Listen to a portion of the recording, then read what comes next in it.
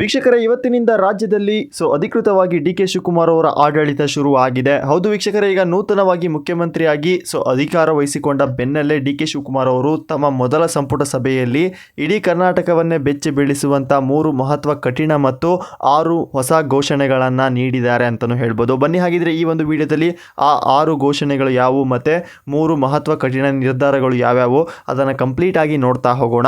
ಇದರ ಜೊತೆಗೆ ನೂತನ ಮುಖ್ಯಮಂತ್ರಿ ಆಗಿರುವಂತಹ ನಮ್ಮ ಡಿ ಕೆ ಶಿವಕುಮಾರ್ ಅವರು ವಿದ್ಯಾರ್ಥಿಗಳಿಗೆ ಅಂದ್ರೆ ಶಾಲಾ ಕಾಲೇಜು ವಿದ್ಯಾರ್ಥಿಗಳಿಗೆ ಒಂದು ಭರ್ಜರಿ ಸಿಹಿ ಸುದ್ದಿ ಸಹ ನೀಡಿದ್ದಾರೆ ಅಂತಾನೂ ಕೂಡ ಹೇಳ್ಬೋದು.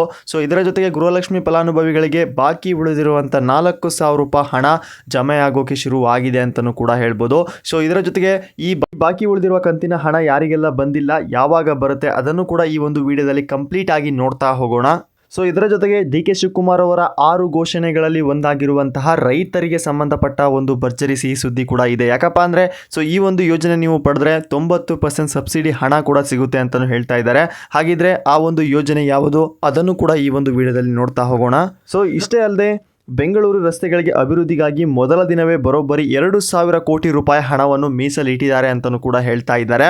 ಅಷ್ಟೇ ಅಲ್ಲದೆ ಪ್ರತಿ ಗ್ರಾಮ ಪಂಚಾಯಿತಿಯಲ್ಲೂ ಕೂಡ ಭಾರತ ಯೋಜ್ ಯುವಕ ಸಂಘ ಸ್ಥಾಪನೆ ಮಾಡಿ ಭರ್ಜರಿ 10 ಲಕ್ಷ ರೂಪಾಯಿ ನೇರ ನೀಡಲು ಆದೇಶ ಕೂಡ ಹೊರಡಿಸಿದ್ದಾರೆ ಅಂತಲೂ ಕೂಡ ಹೇಳ್ತಾ ಇದ್ದಾರೆ. ಮತ್ತೊಂದು ಕಡೆ SLC ವಿದ್ಯಾರ್ಥಿಗಳಿಗೆ ಮತ್ತು PUC ವಿದ್ಯಾರ್ಥಿಗಳಿಗೆ ಸರ್ಕಾರದಿಂದ ಒಂದು ಭರ್ಜರಿ ಪ್ರೋತ್ಸಾಹ ಹಣ ಕೂಡ ಸಿಗಲಿದೆ ಅಂತಲೂ ಕೂಡ ಹೇಳ್ತಾ ಇದ್ದಾರೆ. ಈ ಒಂದು ಹಣ ಪಡಿಬೇಕಂದ್ರೆ ಖಂಡಿತವಾಗಿ ನೀವು ಈ ಒಂದು ಅರ್ಜಿನ ಸಲ್ಲಿಸಬೇಕಾಗುತ್ತೆ. ಹಾಗಿದ್ರೆ ಆ ಒಂದು ಅರ್ಜಿ ಯಾವುದು ಅದನ್ನು ಕೂಡ ಈ ಒಂದು ವಿಡಿಯೋದಲ್ಲಿ ತಿಳಿಸ್ಕೊಡ್ತಾ ಹೋಗ್ತೀನಿ. ಇದರ ಜೊತೆಗೆ LPG ಗ್ರಾಹಕರಿಗಂತೂ ಸಿಹಿ ಸುದ್ದಿ ಅಂತಲೂ ಕೂಡ ಹೇಳ್ಬೋದು. ಇನ್ನು ಮುಂದೆ ನಿಮಗೆ ಗ್ಯಾಸ್ ಕೊರತೆ ಆಗೋದಿಲ್ಲ. ಯಾಕಪ್ಪ ಅಂದ್ರೆ ಕೇಂದ್ರ ಸರ್ಕಾರ ಈಗ ಒಂದು ಭರ್ಜರಿ ಆದೇಶ ಸಹ ಹೊರಡಿಸಿದೆ ಅಂತಲೂ ಕೂಡ ಹೇಳ್ಬೋದು. ಈ ಒಂದು ಆದೇಶದಿಂದ LPG ಗ್ರಾಹಕರಿಗೆ ಒಂದು ಚಿಂತೆ ಕೂಡ ಕಡಿಮೆ ಆಗಿದೆ ಅಂತಲೂ ಕೂಡ ಹೇಳ್ಬೋದು. ಯಾಕಪ್ಪ ಅಂದರೆ ಇನ್ನು ಮುಂದೆ ನಿಮಗೆ ಗ್ಯಾಸ್ ಕೊರತೆ ಆಗೋದಿಲ್ಲ ಅಂತಲೂ ಹೇಳ್ತಾ ಇದ್ದಾರೆ. ಹಾಗಿದ್ರೆ ಆ ಒಂದು ಆದೇಶ ಏನು ಅದನ್ನು ಕೂಡ ಈ ಒಂದು ವಿಡಿಯೋದಲ್ಲಿ ನೋಡ್ತಾ ಹೋಗೋಣ. ಇದರ ಜೊತೆಗೆ ಇನ್ನು ಮೇಲೆ ನಿಮಗೆ ಪೇಪರ್ ಹಣ ಇರೋದಿಲ್ಲ. ಹೌದು ವೀಕ್ಷಕರೇ, ದೇಶಾದ್ಯಂತಾಗಿ ಶೀಘ್ರದಲ್ಲೇ 100 ಮತ್ತು 500 ರೂಪಾಯಿಗಳ ಹೊಸ ನೋಟುಗಳು ಚಲಾವಣೆ ಬರಲಿದೆ ಅಂತಲೂ ಕೂಡ ಹೇಳ್ತಾ ಇದ್ದಾರೆ. ಹಾಗಿದ್ರೆ ಈಗಿರೋ ನೋಟುಗಳ ಕತೆ ಏನು, ಇವೆಲ್ಲ ಪ್ರಮುಖ ವಿಷಯ ಸಂಪೂರ್ಣ ವಿವರವನ್ನು ಇವತ್ತಿನ ವಿಡಿಯೋದಲ್ಲಿ ಕಂಪ್ಲೀಟ್ ಆಗಿ ನೋಡ್ತಾ ಹೋಗೋಣ ಬನ್ನಿ. ಇದಕ್ಕೂ ಮುಂಚೆ ವೀಕ್ಷಕರೇ, ವಿಡಿಯೋ ತುಂಬಾ ಇಂಟ್ರೆಸ್ಟಿಂಗ್ ಆಗಿದೆ, ಎಲ್ಲೂ ಸ್ಕಿಪ್ ಮಾಡದೆ ಕೊನೆವರೆಗೆ ನೋಡಿ. ನೀವೇನಾದರೂ ವಿದ್ಯಾರ್ಥಿಗಳಾಗಿದ್ರೆ ಅಥವಾ ನಿಮ್ಮ ಮನೆಯಲ್ಲಿ ವಿದ್ಯಾರ್ಥಿಗಳಿದ್ರೆ ಈಗಲೇ ಈ ವಿಡಿಯೋಗೊಂದು ಲೈಕ್ ಮಾಡಿ.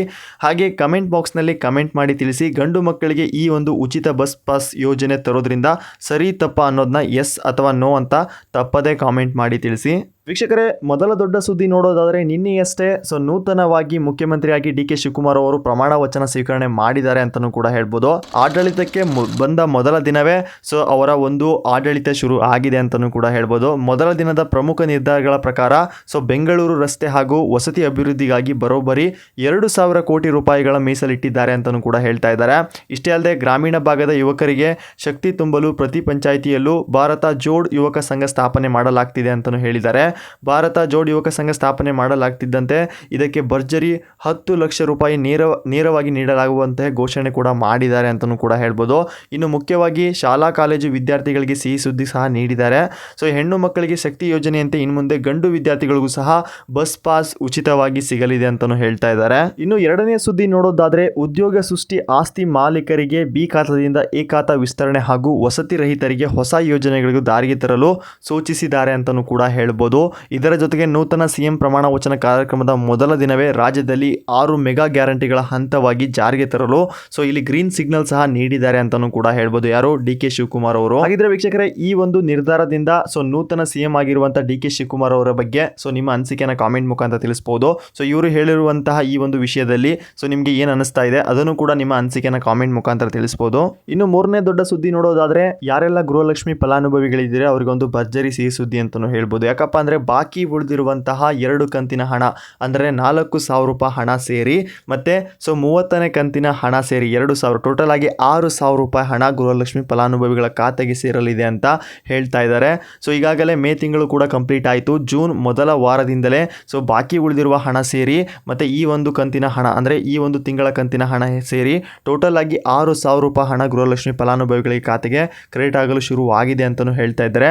ಅಷ್ಟೇ ಅಲ್ಲದೆ ಈಗಾಗಲೇ ಕೆಲವು ಜಿಲ್ಲೆಗಳಿಗೂ ಹಣ ಕೂಡ ಬಂದಿದೆ ಅಂತಲೂ ಹೇಳ್ತಾ ಇದ್ದಾರೆ.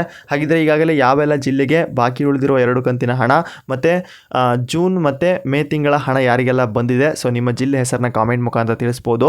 ಸೊ ಹಾಗಿದ್ರೆ ಯಾರಿಗೆಲ್ಲ ಬಂದಿಲ್ಲ, ಸೊ ಅವರು ಕೂಡ ನಿಮ್ಮ ಜಿಲ್ಲೆ ಹೆಸರನ್ನು ತಿಳಿಸ್ಬೋದು. ಸೊ ನೀವು ಒಂದು ಕಾಮೆಂಟ್ ಮುಖಾಂತರ ತಿಳಿಸೋದ್ರಿಂದ ಸೊ ನಮಗೆ ನೆಕ್ಸ್ಟ್ ವಿಡಿಯೋ ಮಾಡುವಾಗ ಗೊತ್ತಾಗುತ್ತೆ ಯಾವ್ಯಾವ ಜಿಲ್ಲೆಗಳಿಗೆ ಹಣ ಬಂದಿದೆ ಅಂತ. ಸೊ ಇದರ ಜೊತೆಗೆ ಯಾರಿಗೆಲ್ಲ ಇನ್ನೂ ಕೂಡ ಬಾಕಿ ಹಣ ಬಂದಿಲ್ಲ ಮತ್ತು ಗೃಹಲಕ್ಷ್ಮಿ ಹಣ ಇನ್ನೂ ಕೂಡ ಬಂದಿಲ್ಲ ಅಂಥವ್ರು ಆದಷ್ಟು ಬೇಗ KYC ಮತ್ತು DBT ಚೆಕ್ ಮಾಡಿಸ್ಕೊಳ್ಳೋದು ತುಂಬ ಒಳ್ಳೆಯದು. ಸೊ ಈ 2 ಪ್ರಾಬ್ಲಮಿಂದ ಕೆಲವು ಗೃಹಲಕ್ಷ್ಮಿ ಫಲಾನುಭವಿಗಳಿಗೆ ಹಣ ಬಂದಿಲ್ಲ ಅಂತ ಹೇಳ್ತಾ ಇದ್ದಾರೆ. ಆ ಒಂದು ಕಾರಣಕ್ಕೆ ನೀವು ಆದಷ್ಟು ಬೇಗ ಈ 2 ಅಪ್ಡೇಟ್ಗಳನ್ನ ಮಾಡಿಸ್ಕೊಳ್ಳೋದು ತುಂಬ ಒಳ್ಳೆಯದು ಅಂತಲೂ ಕೂಡ ಹೇಳ್ಬೋದು. ಸೊ ಇದರ ಜೊತೆಗೆ ರೈತರಿಗೆ ನೀರಿನ ಚಿಂತೆ ಬೇಡ. ಹೌದು ವೀಕ್ಷಕರೇ, ಸಿಗಲಿದೆ ನಿಮಗೆ 90% ಭರ್ಜರಿ ಸಬ್ಸಿಡಿ ಹಣ ಅಂತಲೂ ಕೂಡ ಹೇಳ್ಬೋದು. ಸೊ ರಾಜ್ಯದ ಅನ್ನದಾತರಿಗೂ ಕೂಡ ಸರ್ಕಾರದಿಂದ ಒಂದು ದೊಡ್ಡ ಉಡುಗೊರೆ ಸಿಕ್ಕಿದೆ ಅಂತಲೂ ಕೂಡ ಹೇಳ್ಬೋದು. ಯಾಕಪ್ಪ ಅಂದರೆ ತೋಟಗಾರಿಕೆ ಹಾಗೂ ಕೃಷಿ ಇಲಾಖೆಯ ವತಿಯಿಂದ ರೈತರಿಗೆ ಹನಿ ನೀರಾವರಿ ಹಾಗೂ ಕೃಷಿ ಹೊಂಡ ಸೋಲಾರ್ ಪಂಪ್ ನೆಟ್ ಅಳವಡಿಸಲು ಭರ್ಜರಿಯಾಗಿ 90% ಸಬ್ಸಿಡಿ ಹಣ ಕೂಡ ನೀಡಲಾಗ್ತಿದೆ ಅಂತಲೂ ಕೂಡ ಹೇಳ್ತಾ ಇದ್ದಾರೆ. ಇನ್ಮೇಲೆ ರೈತರು ನೀರಿನ ಕೊರತೆಯಿಂದ ಬೆಳೆ ಒಣಗುವ ಚಿಂತೆ ಮಾಡುವ ಅಗತ್ಯವಿಲ್ಲ ಅಂತಲೂ ಕೂಡ ಹೇಳಿದ್ದಾರೆ. ತಕ್ಷಣವೇ ನಿಗದಿತ ಫಾರಂಗಳಲ್ಲಿ ಅರ್ಜಿ ಸಲ್ಲಿಸಿ ಈ ಸಬ್ಸಿಡಿ ಹಣ ಲಾಭ ಪಡೆದುಕೊಳ್ಳಬೇಕಾಗುತ್ತೆ. ಆದಷ್ಟು ಬೇಗ ರೈತರು ಈ ಒಂದು ಸಬ್ಸಿಡಿ ಹಣಕ್ಕೆ ಬೇಕಾದರೆ ಆದಷ್ಟು ಬೇಗ ನಿಮ್ಮ ಕೃಷಿ ಇಲಾಖೆಗೆ ಹೋಗಿ ಈ ಒಂದು ವಿಚಾರದ ಬಗ್ಗೆ ತಿಳಿಸ್ಕೋಬಹುದು. ಇನ್ನು ನೆಕ್ಸ್ಟ್ ಅಪ್ಡೇಟ್ ನೋಡ್ತಾ ಹೋಗೋದಾದ್ರೆ LPG ರೂಲ್ಸ್ ಚೇಂಜ್. ಇನ್ನು ಮುಂದೆ ಅಡುಗೆ ಗ್ಯಾಸ್ ಶಾರ್ಟೇಜ್ ಆಗಲ್ಲ. ಹೌದು ವೀಕ್ಷಕರೇ, ಇನ್ನು ಜನಸಾಮಾನ್ಯರಿಗೆ ಕೇಂದ್ರ ಸರ್ಕಾರದಿಂದ ನಿರಾಳ ಸುದ್ದಿ ಕೂಡ ಸಿಕ್ಕಿದೆ ಅಂತಲೂ ಕೂಡ ಹೇಳ್ಬೋದು. ದೇಶದಲ್ಲಿ ಹಬ್ಬ ಹರಿದಿನಗಳ ಸಮಯದಲ್ಲಿ ಅಥವಾ ಗ್ಯಾಸ್ ಸಿಲಿಂಡರ್ ಸಸ್ಪೆನ್ಸಿಂಗ್ ಆಗ್ತಿದ್ದ ಶಾರ್ಟೇಜ್ ಮತ್ತು ತೊಂದರೆಗಳಿಗೆ ಬ್ರೇಕ್ ಹಾಕಲು ಕೇಂದ್ರ ಸರ್ಕಾರ ಗ್ರಾಹಕ ವ್ಯವಹಾರಗಳ ಸಚಿವಾಲಯ ಹೊಸ ನಿಯಮ ಕೂಡ ತಂದಿದೆ ಅಂತಲೂ ಕೂಡ ಹೇಳ್ಬೋದು. ಇದರ ಪ್ರಕಾರ ಎಲ್ಲ ಗ್ಯಾಸ್ ಏಜೆನ್ಸಿಗಳು ಮತ್ತು ತೈಲ ಕಂಪನಿಗಳು ಕಡ್ಡಾಯವಾಗಿ ಕನಿಷ್ಠ 30 ದಿನಗಳ ಮುಂಗಡವಾಗಿ ದಿನಗಳನ್ನ ನೀಡಬೇಕಾಗುತ್ತೆ. ಅಷ್ಟೇ ಅಲ್ಲದೆ ಸ್ಟಾಕ್ನು ಕೂಡ ಕಡ್ಡಾಯವಾಗಿ ಕೊಡಬೇಕಾಗುತ್ತೆ ಅಂತ ಇಲ್ಲಿ ಕೇಂದ್ರ ಸರ್ಕಾರ ಒಂದು ಆದೇಶ ಕೂಡ ಹೊರಡಿಸಿದೆ ಅಂತಲೂ ಕೂಡ ಹೇಳ್ಬೋದು. ಇದರಿಂದಾಗಿ ಗ್ರಾಹಕರಿಗೆ ಸಿಲಿಂಡರ್ ಕೊರತೆ ಎದುರಾಗೋದಿಲ್ಲ ಅಂತಲೂ ಕೂಡ ಹೇಳ್ತಾ ಇದ್ದಾರೆ. ಸೊ ಈಗಾಗಲೇ ಯಾವೆಲ್ಲ ಜಿಲ್ಲೆಗಳಿಗೆ ಸಿಲಿಂಡರ್ ಕೊರತೆ ಇದೆ, ಸೊ ನಿಮ್ಮ ಜಿಲ್ಲೆ ಹೆಸರನ್ನ ಕಾಮೆಂಟ್ ಮುಖಾಂತರ ತಿಳಿಸ್ಬೋದು.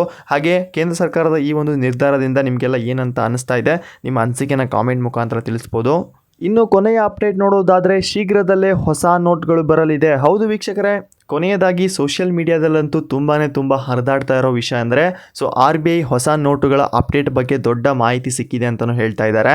ಶೀಘ್ರದಲ್ಲೇ ಚಲಾವಣೆ ಬರಲಿವೆ ಎನ್ನಲಾಗ್ತಿರುವಂಥ ಹೊಸ ಫೀಚರ್ ಹೊಂದಿರುವಂತಹ 100 ಮತ್ತು 50 ರೂಪಾಯಿ ನೋಟುಗಳ ಬಗ್ಗೆ ಆತಂಕ ಪಡುವ ಅಗತ್ಯವಿಲ್ಲ ಅಂತಲೂ ಕೂಡ ಹೇಳ್ತಾ ಇದ್ದಾರೆ. ಯಾಕಪ್ಪ ಅಂದರೆ ಈಗಿರುವ ಹಳೆಯ ನೋಟುಗಳು ಯಾವುದೇ ಕಾರಣಕ್ಕೂ ಬ್ಯಾನ್ ಆಗೋದಿಲ್ಲ. ಅವುಗಳ ಜೊತೆಗೆ ಈ ಹೊಸ ಭದ್ರತಾ ವೈಶಿಷ್ಟ್ಯಗಳ ನೋಟುಗಳು ಕೂಡ ಪ್ರಾಯೋಜಕಕ್ಕೆ ಬರಲಿದೆ ಅಂತಲೂ ಹೇಳ್ತಾ ಇದ್ದಾರೆ. RBI ಚಿಂತೆ ನಡೆಸಿದೆ ಅಷ್ಟೇ. ಇನ್ನೂ ಕೂಡ ಈ ಒಂದು ನೋಟ್ಗಳು ಗ್ರಾಹಕರ ಕೈಗೆ ಬರೋದು ತುಂಬ ಕಷ್ಟ ಅಂತಲೂ ಹೇಳ್ಬೋದು. ಯಾಕಪ್ಪ ಅಂದರೆ ಇದು ಒಂದು ನ್ಯೂಸ್ ಅಷ್ಟೇ. ಸೊ ಈ ಒಂದು ನೋಟ್ಗಳು ಇನ್ನು ಯಾವಾಗ ಬರುತ್ತೆ ಅದು ಕೂಡ ಕನ್ಫರ್ಮ್ ಆಗಿ ಗೊತ್ತಿಲ್ಲ. ಬಟ್ ಈಗಿರುವಂಥ ಹಳೆ ನೋಟ್ಗಳು ಯಾವುದೇ ಕಾರಣಕ್ಕೂ ಬ್ಯಾನ್ ಆಗೋದಿಲ್ಲ ಅಂತಲೂ ಹೇಳ್ತಾ ಇದ್ದಾರೆ. ಸೊ ಇದರ ಜೊತೆಗೆ ಹೊಸ ನೋಟ್ಗಳು ಆ್ಯಡ್ ಆಗಲಿವೆ ಅಂತಲೂ ಹೇಳಿದ್ದಾರೆ. ಸೊ ನೋಡೋಣ, ನಿಮ್ಮ ಪ್ರಕಾರ ಹೊಸ ನೋಟ್ಗಳು ಬರೋದು ತುಂಬ ಒಳ್ಳೆಯದಾ ಅಥವಾ ಹಳೆ ನೋಟುಗಳೇ ಇರೋದು ತುಂಬ ಒಳ್ಳೆಯದಾ? ನಿಮ್ಮ ಅನಿಸಿಕೆನ ಕಾಮೆಂಟ್ ಮುಖಾಂತರ ತಿಳಿಸ್ಬೋದು. ಯಾವುದೇ ಕಾರಣಕ್ಕೂ ಈ ರೀತಿಯ ಫೇಕ್ ನ್ಯೂಸ್ಗಳಿಗೆ ಕಿವಿ ಕೊಡೋಕ್ಕೆ ಹೋಗಬೇಡಿ. ಸೊ ಯಾರಿಗೆಲ್ಲ ಹೊಸ ನೋಟ್ಗಳು ಬೇಕು ದಯವಿಟ್ಟು ನಿಮ್ಮ ಅನಿಸಿಕೆನ ಕಾಮೆಂಟ್ ಮುಖಾಂತರ ತಿಳಿಸ್ಬೋದು. ಸೊ ನೋಡಿದ್ರಲ್ಲ ವೀಕ್ಷಕರೇ, ಇವತ್ತಿನ ಪ್ರಮುಖ ಮತ್ತು ಬ್ರೇಕಿಂಗ್ ಸುದ್ದಿಗಳು. ಈ ಮಾಹಿತಿ ನಿಮಗೆ ಯೂಸ್ಫುಲ್ ಅನಿಸಿದ್ರೆ ದಯವಿಟ್ಟು ವಿಡಿಯೋಗೊಂದು ಲೈಕ್ ಮಾಡಿ, ನಿಮ್ಮ ಫ್ರೆಂಡ್ಸ್ಗೂ ಕೂಡ ಶೇರ್ ಮಾಡಿ. ದಿನನಿತ್ಯ ಇಂಥದೇ ಟ್ರೆಂಡಿಂಗ್ ಅಪ್ಡೇಟ್ಗಳಿಗಾಗಿ ನಮ್ಮ ಯೋಜನಾ ಲೋಕ ಚಾನಲ್ನ ಸಬ್ಸ್ಕ್ರೈಬ್ ಮಾಡ್ಕೊಳ್ಳಿ. ಅಷ್ಟೇ ಅಲ್ಲದೆ ಸಪೋರ್ಟ್ ಮಾಡಿ ಅಂತ ಹೇಳ್ತಾ ಇದೇ ರೀತಿ ಅಪ್ಡೇಟ್ ಜೊತೆ ಮತ್ತೆ ಸಿಗ್ತೀನಿ ಮತ್ತೊಂದು ಹೊಸ ವಿಡಿಯೋದಲ್ಲಿ. ಧನ್ಯವಾದಗಳು.